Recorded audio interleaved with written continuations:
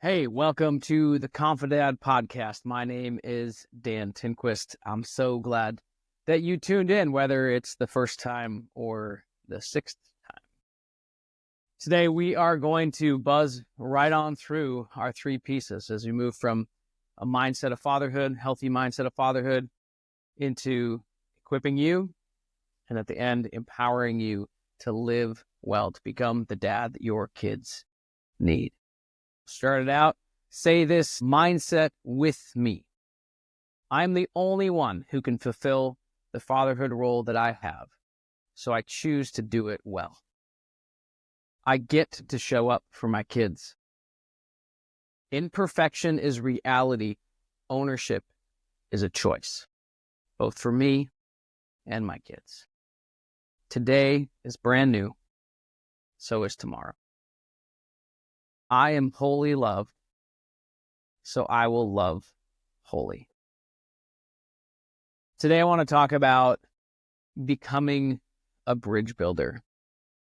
I like to think about relationships as a bridge.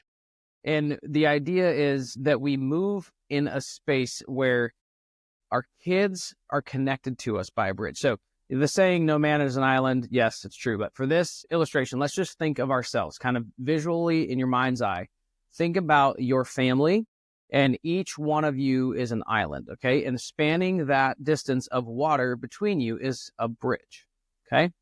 And so this is the idea I want us to think about as we think about you to your spouse, you to your children, them to you, them to your spouse, whatever. However that makeup is in your family, it doesn't have to be like the nuclear family thing, but whatever that looks like, each person is an island connected by a bridge.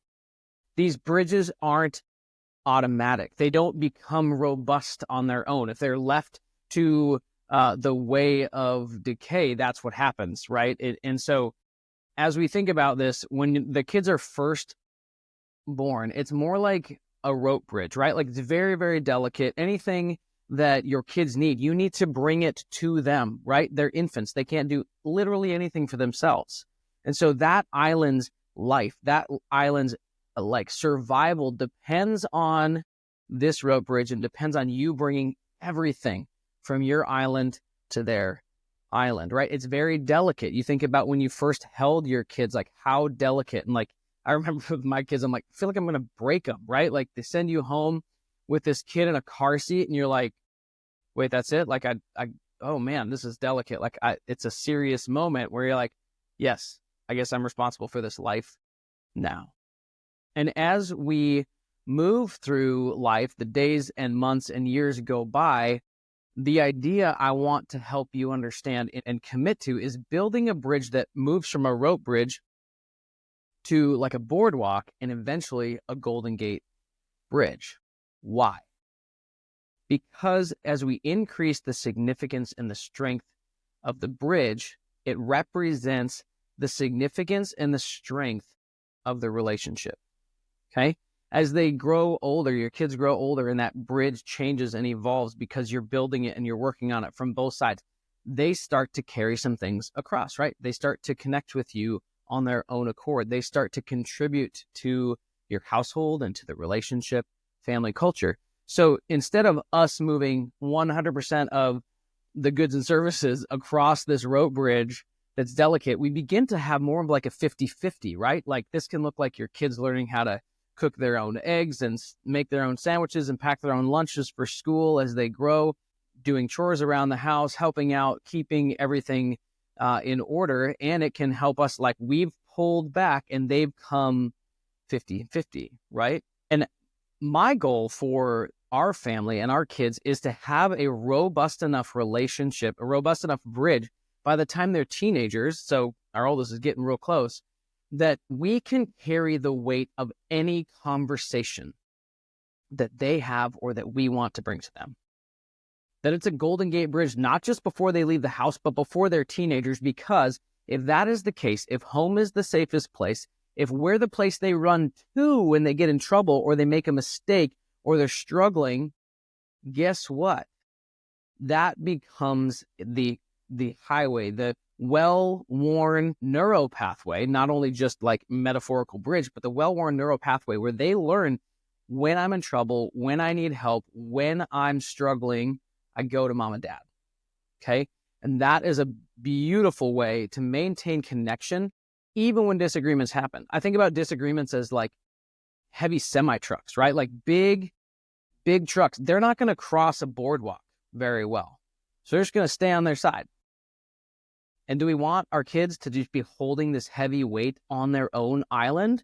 Or do we want them to be able to begin to carry those heavy things, those deep conversations, those deep questions that they're carrying across the bridge and say, hey, mom, hey, dad, how do I do this well?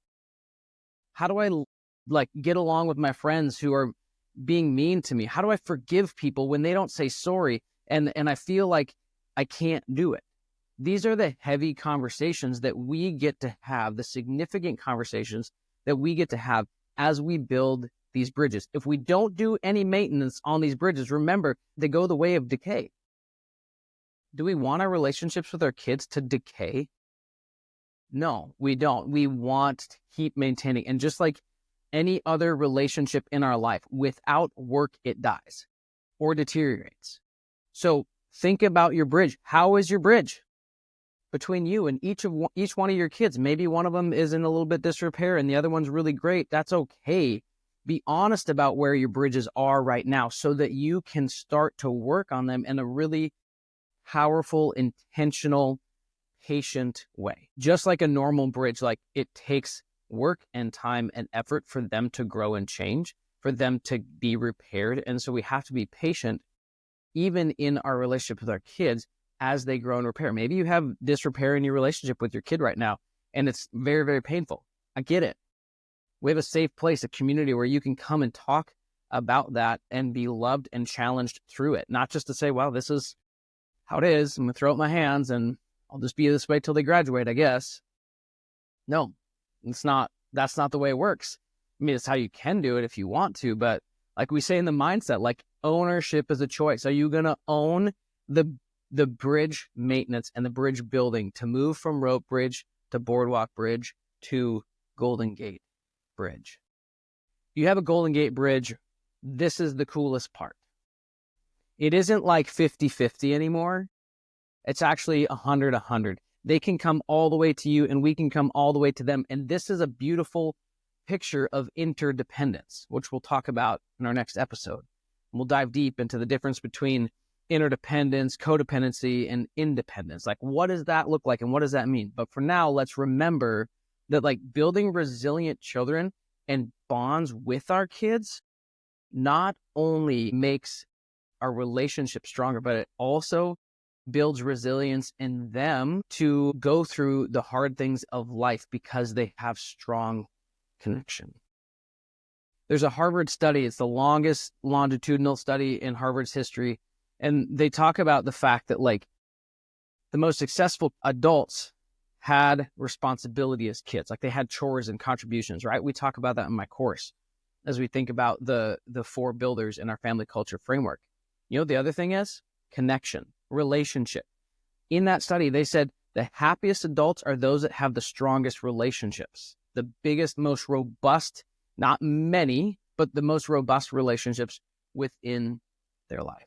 I don't know about you, but I want my kids to be happy, successful, confident, independent adults. It doesn't happen by default. It doesn't happen by accident.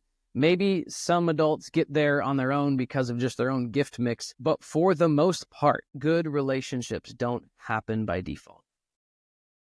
I'm just going to spend this last few minutes empowering you with the choice. Like you get the choice to decide, am I going to choose to build this relationship, to take a few minutes 3 times a day to build a relationship with my kids? You can. It starts now. It starts slow. Marginal improvement, 1% better every day. Maybe you feel like there's a big mountain to climb ahead of you with the relationships with your kids. I get it.